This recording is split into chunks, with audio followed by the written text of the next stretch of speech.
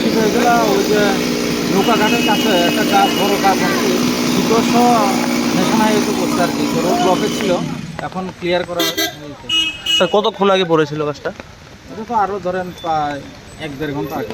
Sir এই গাছ পড়াকে কেন্দ্র করে কোনো দুর্ঘটনা ঘটেছে স্যার? না, কোনো দুর্ঘটনা ঘটেনি। এখন কি রাস্তা ক্লিয়ার হয়েছে?